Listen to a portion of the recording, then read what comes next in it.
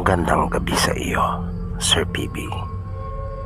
Tawagin mo na lang ako sa pangalang Carl. May babahagi lang rin sana akong kwento. Ito ay ikinuwento lang rin sa akin ng kapatid ng nanay ko nang minsan siyang mapadalaw sa amin sa Caloocan. Sabi niya sa akin, minsan na silang nakaranas na magkakapatid ng nakakatakot na pangyayari sa aswang. Pare-pareho kasi silang lumaki sa probinsya nila nanay. Noong mga panahong iyon, mayroong pinaghihinalaang aswang sa lugar nila. Base sa kumakalat na balita noon, hindi naman daw ito dating ganon. Nahawaan lang umano ng bantog na aswang na tagaroon din na isang guro. Kaya noong mga panahong iyon ay bali dalawa ang kilalang aswang doon sa kanila. Minsan habang naliligo silang magkakapatid sa isang maliit na talon malapit sa bahay nila, ay napadaan yung matandang babae na pinaghihinalaan nilang aswang na si Manding Bering. Ang salitang manding doon sa kanila ay tumutukoy sa mga babaeng medyo may edad na, at mandoy naman kapag sa lalaki. At yun na nga, habang masaya silang naliligong magkakapatid, ay dumaan itong si Manding Bering. Kaya pansamantala silang huminto at naglapit sa isa't isa. Agad naman iyong napansin ng matanda at tinanong sila nito kung bakit sila tumigil sa kanilang masayang paliligo.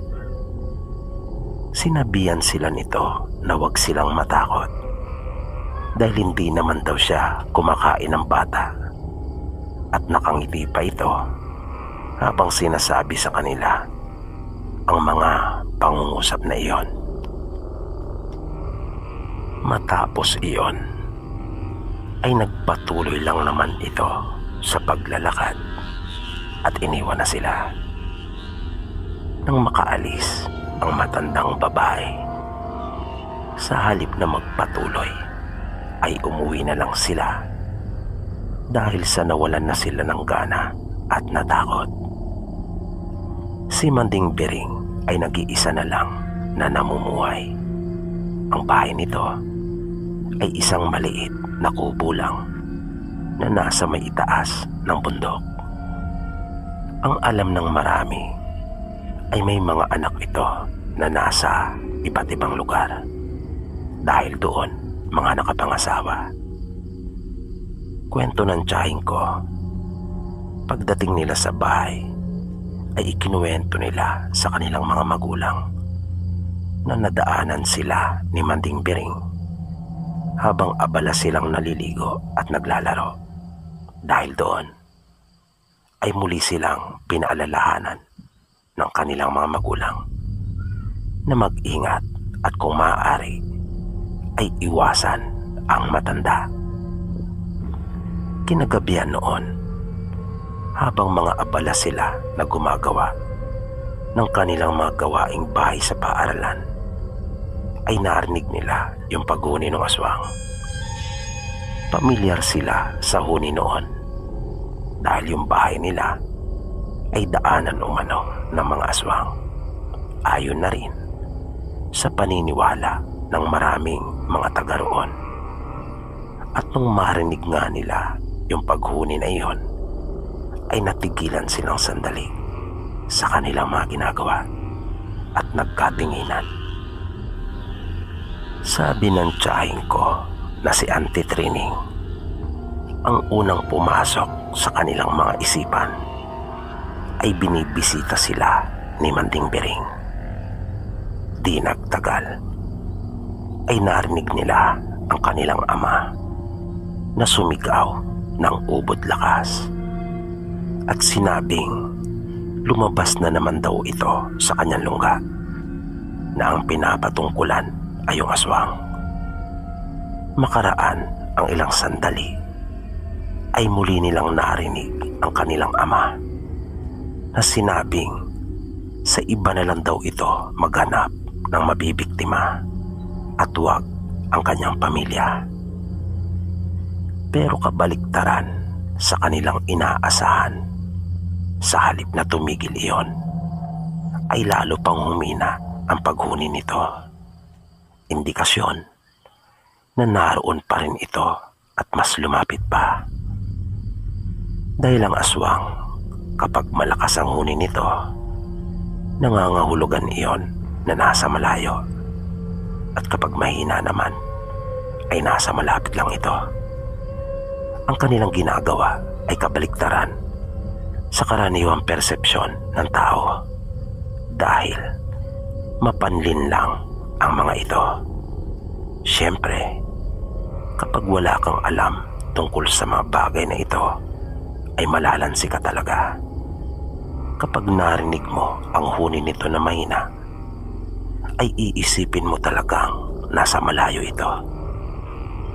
At nang hindi nga umalis ang aswang, ay kinuha na ng kanilang amang itak at binalaan ito. Hinamon niya ito at sinabing kung talagang matapang ay harapin daw siya, sapagkat siya ay lalabas. Sinabi pa niya na kanya itong nakikilala at hindi siya natatakot dito. Hinawat naman daw nila ang kanilang ama, pero ayaw nitong magpapigil. Malaki kasi talaga ang galit ng tatay nila sa mga aswang. Dahil nung bata pa ito, ay mayroon na itong hindi magandang karanasan. Ang nakatatandang kapatid kasi nito ay namatay. At hinihinala nilang aswang ang siyang may kagagawan. Hindi naman nila pinabayaan ang kanilang ama. Kahit pa sinabi nito sa kanila na huwag silang lumabas, ay pinanatili nilang nakabukas ang pinto at naroon sila. Hawak ng kanilang ama ang flashlight sa kanang kamay nito, habang ang itak naman ay nasa kaliwa. Kaliwete kasi ang tatay nila. Habang nakaabang sila sa pinto, ay naaninagan lang nila ang kanilang ama dahil sa madilim talaga. Wala pa kasing kuryente noong mga panahong iyon. At bawat ilawan ng kanilang ama ay doon napapadako ang kanilang paningin. Nang biglang pare-pareho silang nagulat at napatili nang mahagip ng liwanag ng flashlight ang isang taong animoy aso na nasa gilid ng kanilang bakuran at tila nag-aabang. Pero mabilis din iyong naglaho. Sabi ng tiyahin ko, ang isa sa una nilang napansin ay ang makintab na balat nito na para bang nakakahawig sa kulay ng balat ng kalabaw. Sumigaw ang nanay nila Tia at pinapapasok na ang kanilang ama. Pero nanatili lang ito doon sa kanilang bakuran na pinagmamasdan at patuloy na iniilawan ang kanyang paligid. Hanggang sa may biglang bumagsak na isang malaking sanga sa tabi mismo nito na ikinagulat nila. Kaya panay na ang sigaw ng nanay nila at pilit na pinapapasok na ang kanilang ama. Nang nakita na lang nila na bigla itong napapihit at muntika nang bumagsak sa lupa, iwinasiwas nito ang kanyang itak, pero wala namang tinamaan. Kitang-kita nila kung paanong parang binangga ang tatay nila ng isang malakas na pwersa, kung kaya panandalian itong nawalan ng balanse. Nagsigawan na rin umano noong mga oras na iyon sila Tia Trining. dahil sa pangamba na baka mapaano ang kanilang ama. Nang maisip marahil ng kanilang ama na argabyado siya sa laban, ay nakinig na rin ito sa kanila. Pumasok na sila sa loob ng bahay at kaagad na isinara ang pinto. Kasunod noon ay ang malalakas na paghampas sa kanilang dingding. Kaya muling sumigaw ang kanilang ama ng napakalakas at sinabing duwag ang aswang, pagkat ayaw nitong lumaban ng patas. Matapos iyon ay kanila namang narinig yung huni nito na mas naging agresibo pa, na tila ba nagalit sa mga ipinahayag ng kanilang ama. Maya-maya pa ay nakita nila Tia na tinungo ng kanilang ama ang lutuan, at mula doon ay pinanguha nito ang mga abo na kanyang inilagay iyon sa bao. Ibinudbud niya iyon sa loob ng bahay.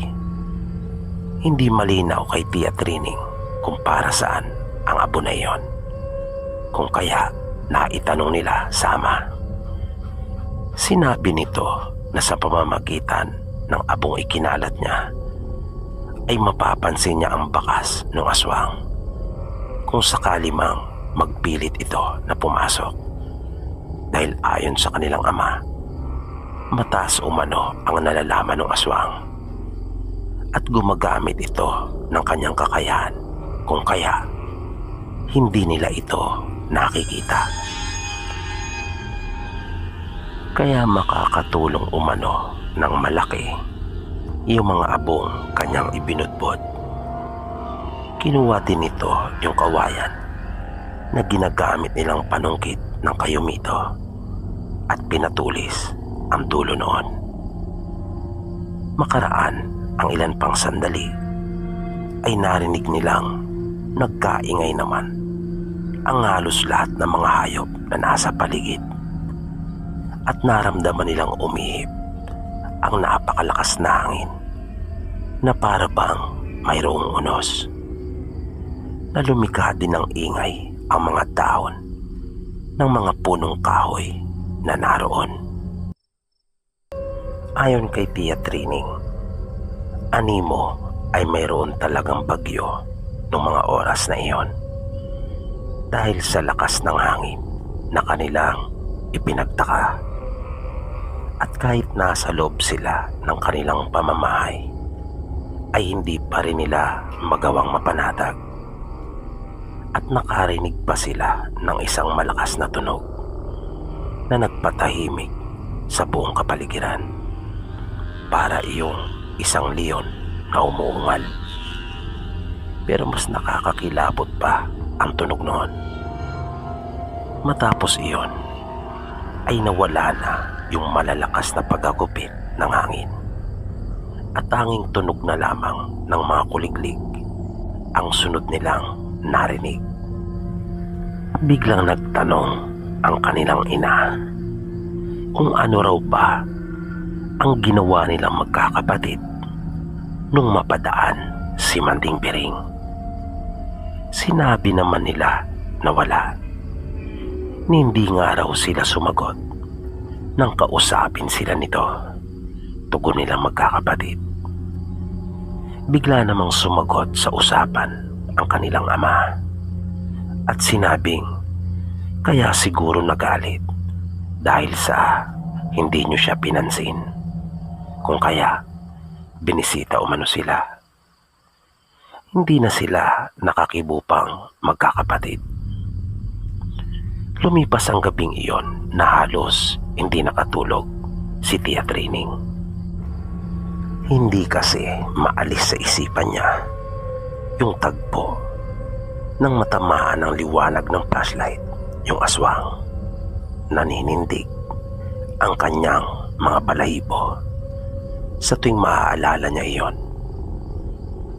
Makaraan ang ilang araw, naabutan nila ang kanilang lolo sa kanilang bahay pagkagaling nila ng paaralan. Napag-alaman nila na pinuntahan pala ito ng kanilang ama at ikinuwento ang nangyari. Na sinugod sila ng aswang sa bahay. Kaya nagpasya itong bisitahin sila. Personal nitong iniabot sa kanila ang mga ginawa nitong kwintas. Mga kwintas iyon na ang palawit ayon kay Tia Trining ay sari-sari. Ang napapunta sa kanya ay para umanong pangil. Hindi nga lang siya sigurado kung pangil iyon ng anong hayop. Sa kanyang mga kapatid naman ay kabahagi ng bao at sa isa ay parte naman ng kawayan. Sabi ng lolo nila ay ingatan nila iyon pagkat ang mga kaloob niyang iyon ay mabisang panlaban umano sa mga aswang at ganun din sa mga masasamang tao. May kapansin-pansin sa lahat ng mga bagay na iyon. Lahat ng mga ito ay may mga sulat. May mga iginuhit doon na hindi nila mabasa. Doon nalaman nila Tia Trining na ang lolo nila ay isa palang manggagamot at antingero din. Marami itong nalalaman pagdating sa mga kalikasan. Hindi nagtagal ang kanilang lolo. Matapos nilang makaubos ng isang pitsil na tuba, ay umuwi na rin ito. Kahit pa nga madilim na, pagkat inabutan na ito ng gabi. Sa edad nitong 60 mahigit, ay malakas pa ang pangangatawan nito at maliksi na simpleng-simple lang para sa kanya ang mga gawain sa bukid at kayang-kaya pa nga nitong bumuhat ng isang kabang bigas. Nung gabing iyon, nang magpapahinga na sila, ay bigla nilang narinig ang paghuni ng aswang na hindi rin pala iyon nakalampas sa pandinig ng kanilang ama. At sa galit nito ay kanyang sinigawan iyon at sinabihang bumalik na sa kanyang lungga at wag na silang gambalain pa. Pero hindi iyon umalis. Kaya naisipan ng kanilang ama na lalo na lang itong galitin. At kung hindi makapagtimpi at pasukin sila sa loob ng bahay, ay sisiguraduhin niyang hindi na ito makakalabas pa ng buhay. Kaya bukod sa panggagaya niya sa ginagawang paghuni nito, ay kinuha niya yung kanyang itak at ikiniskis iyon sa bibig ng lalagyan nito. Nakakangilo ang nililikhang tunog noon na ayon sa kanilang paniniwala doon ay ikinagagalit talaga iyon ng mga aswang. Sinigawan din ito ng kanilang ama na daanan at kunin ng asin sa bayuhan nila ng palay. Dahil doon ay narinig nilang lalo iyong naging agresibo at halatang nagalit. Muling binudburan ng abo ng kanilang ama ang bawat gilid ng kanilang bahay at ipinagpatuloy niya ang kanyang pambubuska dito. Nang inaasahan niya ay ang pasukin sila kapag hindi na nito matiis yung pang-aasar na kanyang ginagawa. Pero makaraan ang ilang sandali ay narinig nilang nagpalayo na ito hanggang sa tuluyan ang nawala. Naibsa naman yung takot na nararamdaman nilang magkakapatid. Kaya bumalik na sila sa kanilang higaan at natulog na. Kinabukasan, pagbukang liwayway, ay nagising si Tia Trining Dahil sa matinding sikat ng araw na tumatama sa kanyang mukha, nasilaw siya na kanya iyong ipinagtaka. Dahil noon lang nangyari iyon na tumagos ang ganong katinding liwanag sa loob ng kanilang silid.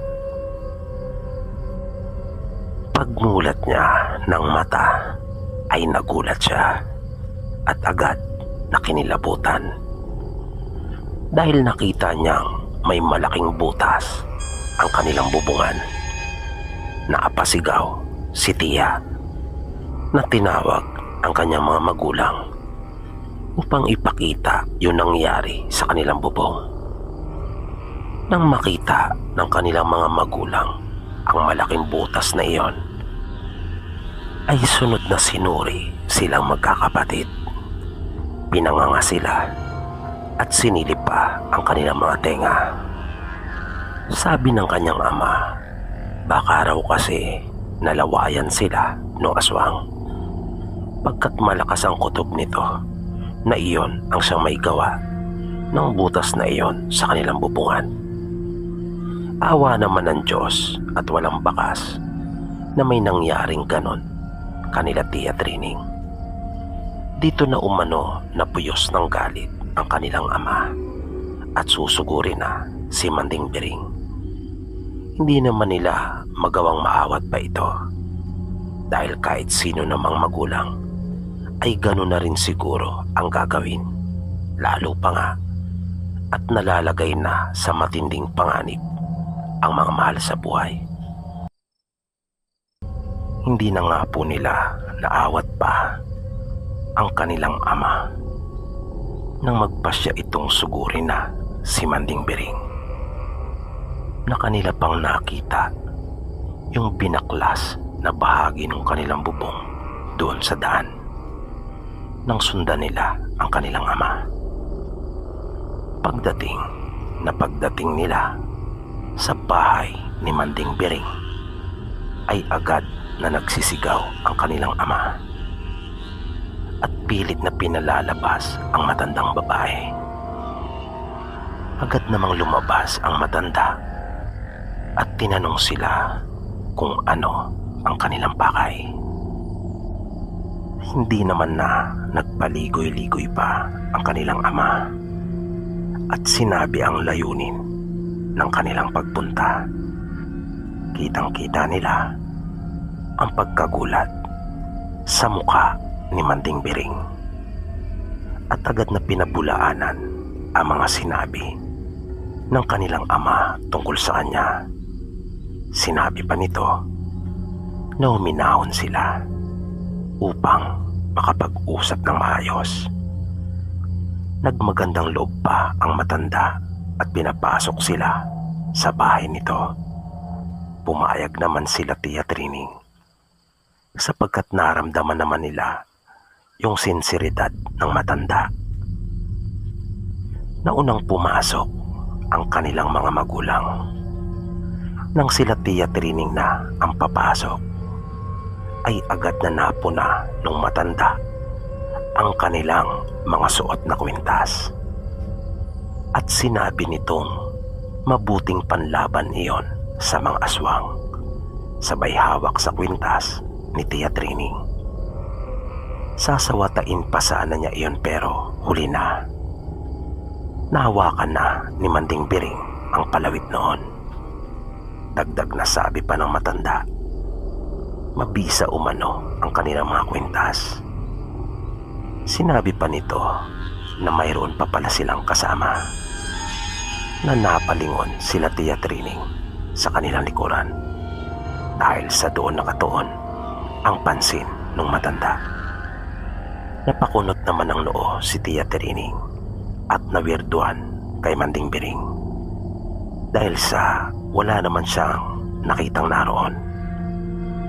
Nasaksiyan iyon ng kanilang ama at dahil sa tagpong iyon ay nakumbinsi siya na hindi nga ito ang aswang na gumagambala sa kanila.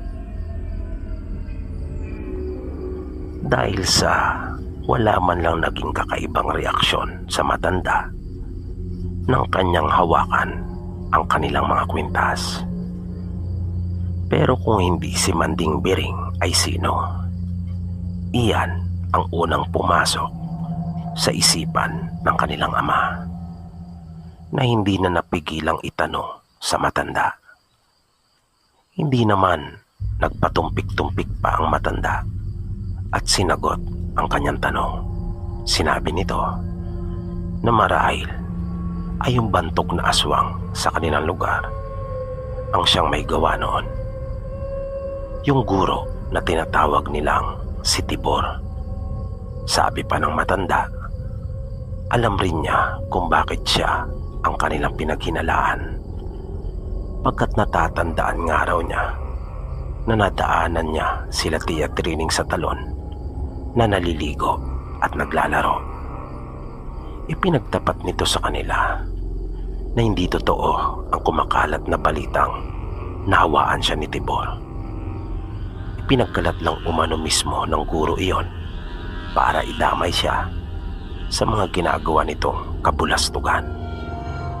At doon nalaman nila Tia Trining na si Manding Biring pala ang nagbisto sa guro tungkol sa pagiging aswang nito. At dahil noong mga panahong iyon ay namamasukan siya sa bahay ng mga ito bilang kasambahay, ay inakala ng mga tao na aswang na rin siya. Lalo pa nga, at ipinagkalat din ni Tibor na kanya na siyang nahawaan. Dahil sa mga pangyayaring iyon ay umalis na si Manding Biring sa pamamasukan sa kanila.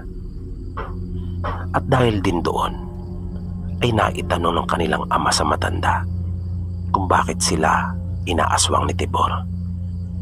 Simple lang ang naging tugon nito. Wala naman daw kasi itong pinipili. Baka naibulong sa kanya ng alaga ang tungkol sa kanilang mga anak, saad ng matanda.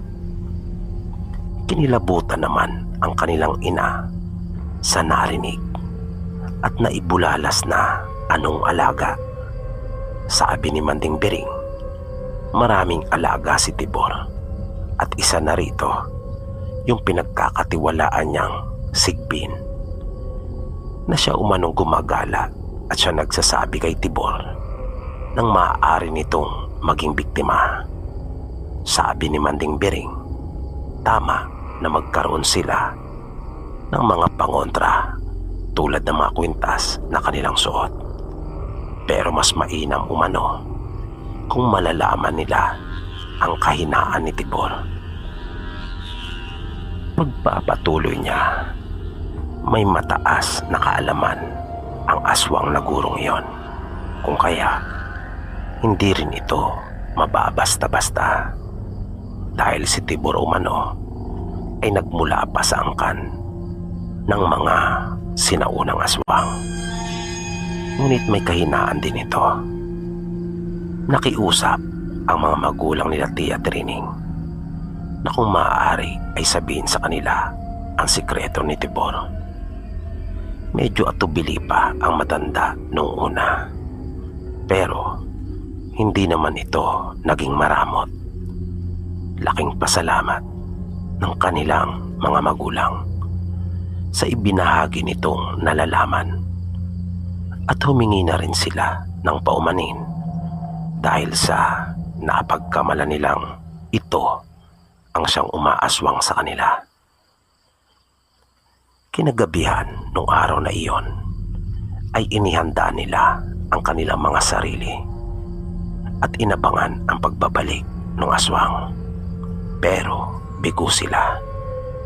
Naging payapa ang buong magdamag. Ilang gabi pa ang lumipas, pero walang aswang na nagparamdam sa kanila. Nagtaka sila at walang anumang ideya kung bakit hindi na nagbalik ang aswang.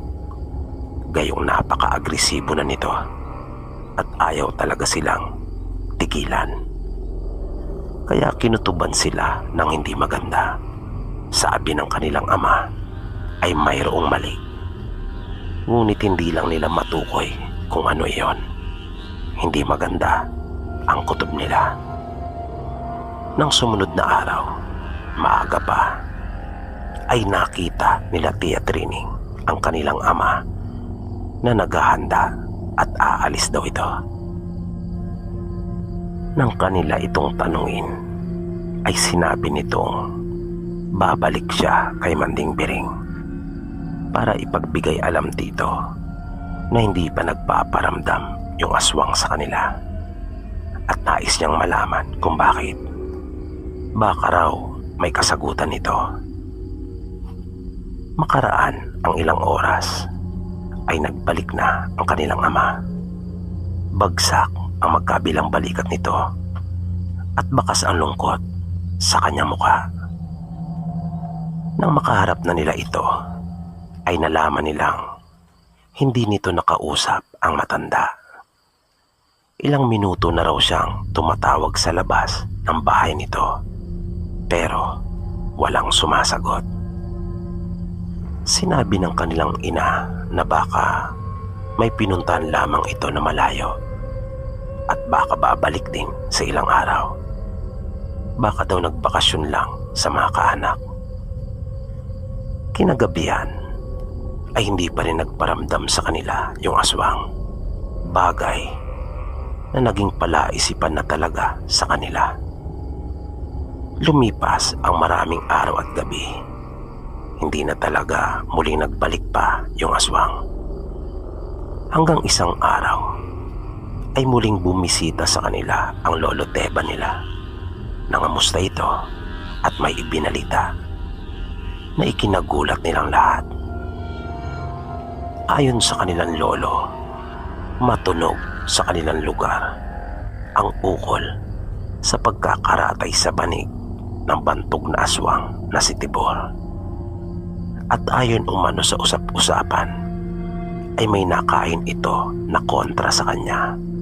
Kumbaga sa karaniwang tao, ay nalason ito. May nakain na lason para sa kanyang katawan. Biglang naging malikot ang kanilang isipan habang nakikinig sa mga ipinapahayag ng kanilang lolo.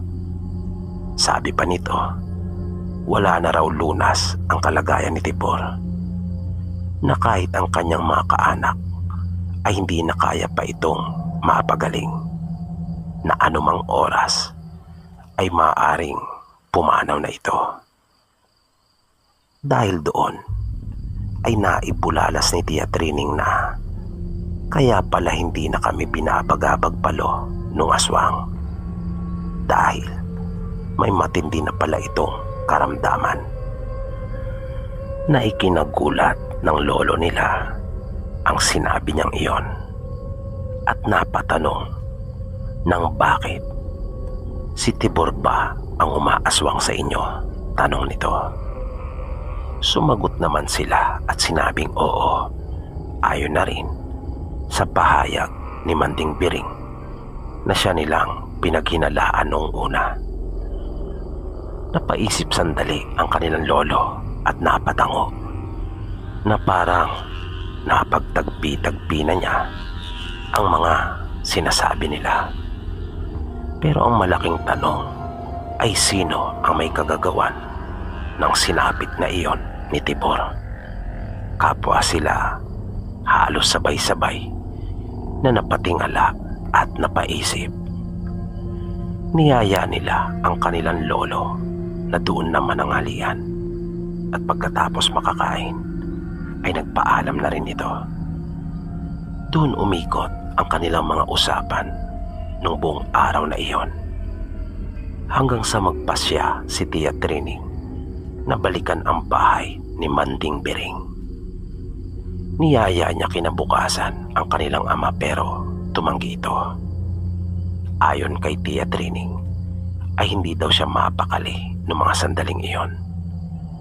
Lumipas pa ang ilang gabi at lalong mas tumitindi pa ang kanyang pagnanasa na makabalik sa bahay ng matandang babae. Lalo pa nga at lagi na raw niya itong napapanaginipan. Kaya isang araw ay nagpasya siya. Pupuntahan na niya ang bahay ni Manding Biring At dahil sa ayaw siyang paunlakan ng kanilang ama, kung kaya inaya niya ang mas nakababatang kapatid at palihim nilang pinuntahan si Manding Biring. Nang sapitin nila ang bahay nito, ay tama nga ang kanilang ama. Wala pa doon ang matanda. Kaya napaisip sila kung saan ito nagpunta at bakit wala pa rin. Tatalikod na sana sila nang biglang maisipan nilang umikot sa kabilang panig ng bahay at silipin iyon. Pag-ikot nila ay napansin nilang nakabukas ng bahagya ang pintuan sa likod na malapit sa lutuan nito. Nang lumapit sila ay nakita nilang hindi iyon nakasara. Biglang kumabog ang dibdib ni Tia Trining, pero mas lalong tumindi ang kanyang pagnanasa na makapasok doon. May kung anong puwersa ang nag-uudyok sa kanya para pumasok sa bahay.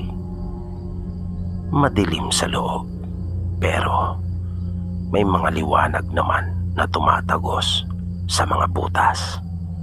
Takot na takot ang kanyang kapatid at pinipigilan siya, pero hindi siya nagpaawat. Pag-akyat nila sa hagdan na kawayan papunta sa nagsisilbing pinakakwarto ng matanda, ay nakita nilang nagkalat ang ilang mga kasangkapan doon, tulad ng mga gamit nito sa pagtulog. Ilang mga gamit na sa tansya ni Tia Trining ay nakapatong sa maliit na tukador, pero naabutan nilang nagkalat na sa sahig. At may bahid din ng dugo sa mga dingding at sahig na kawayan. Dahil doon ay nakaramdam sila ng matinding takot. At hinawakan siya sa kamay ng nakababatang kapatid at pilit nang hinihila para lumabas na. Niyayaya na siya nitong umuwi, pero iginala pa niya ang kanyang paningin at may nakatawag ng pansin sa kanya. Isa iyong sobre na hindi nakasara at mayroong laman iyong papel na may sulat. Kinuha niya iyon at inilabas ang papel na nasa loob. Binasa niya ang nilalaman ng sulat. Maya-maya ay hindi na niya napigilan ng sarili. Naramdaman na lang niyang tumutulo na ang kanyang luha. Kaya tinanong siya ng kapatid kung bakit at kung ano raw ba ang nangyayari sa kanya. Sinabi niya sa kapatid na wala na si Manding Biring, na isang malakas na ang naitugon lamang nito sa kanya. Doon nalaman ni Tia Trining na may nangyaring hindi maganda sa matandang babae. Ayon kasi sa liham nito, ay inaasahan na niyang may mangyayaring hindi maganda sa kanya dahil sa ibinahagi niyang kaalaman sa kanila tungkol sa kahinaan ni Tibor. Dahil ayon sa matanda, noong mga panahong iyon pala, ay laging nakamatsyag sa amin ang alaga nitong Sigbin na binabantayan bawat galaw namin kahit saan kami magpunta. Mahirap umanong paniwalaan, pero may mga bagay talagang nangyayari dito sa mundo na mahirap ipaliwanag. Nakasaad din sa sulat na dahil alam niyang hindi iyon palalampasin ni Tibor, ay siya na ang pupuntiryahin nito dahil sa kanyang ginawang pagbisto sa kahinaan ng aswang. Kung kaya, tinanggap na lamang niya iyon at inihanda na ang sarili. Kumain siya ng mga pangontra na alam niyang magiging lason para kay Tibor. Sa sandaling kainin na siya nito, at naalala nga ni Tia Trining yung ikinuwento ng lolo nila sa nangyari kay Tibor. Base pa sa liham, yun na lang ang tanging paraan na mabisa na naisip ni Manding Biring. Dahil kahit nalalaman pa niya yung kahinaan ng aswang, ay hindi rin naman niya magagawang mapatay iyon o maipagtanggol ang sarili laban dito kapag nilusob na siya nito. Dahil sa matanda na siya at may kahinaan pa. Ipinabasa ni Tia Trining ang liham sa kanyang mga magulang at hiniling sa kanila na ilapit sa otoridad. Pero nagdesisyon ang mga ito na isang tabi na lang pagkat ayaw nilang masadlak pa ang kanilang mag-anak sa gulo. Isa pa ay hindi rin naman makakatayo sa husgado yung liham na iyon. Hindi iyon sapat para mapanagot ang dapat managot. Dagdag pa ng mga magulang nila noong mga panahong iyon na kung saan ay agaw buhay na rin si Tibor, ay masasabing nakamit na umano ni Manding Biring ang hustisya. Kaya magpasalamat na lang daw sila dahil sa isinakripisyo ni Manding Biring ang sarili niyang buhay para sa kaligtasan nila, at hindi umano nito ikasisiya kung malalagay pang muli sa alanganin at panganib ang kanilang pamilya. Dito po pansamantalang nagtatapos ang ating programa. At sana po'y inyong nagustuhan ang kwentong ating itinampok sa pagkakataong ito. Sana po ay patuloy niyo pang subaybayan ang mga susunod pa nating kwento. Maraming salamat po at hanggang sa muli.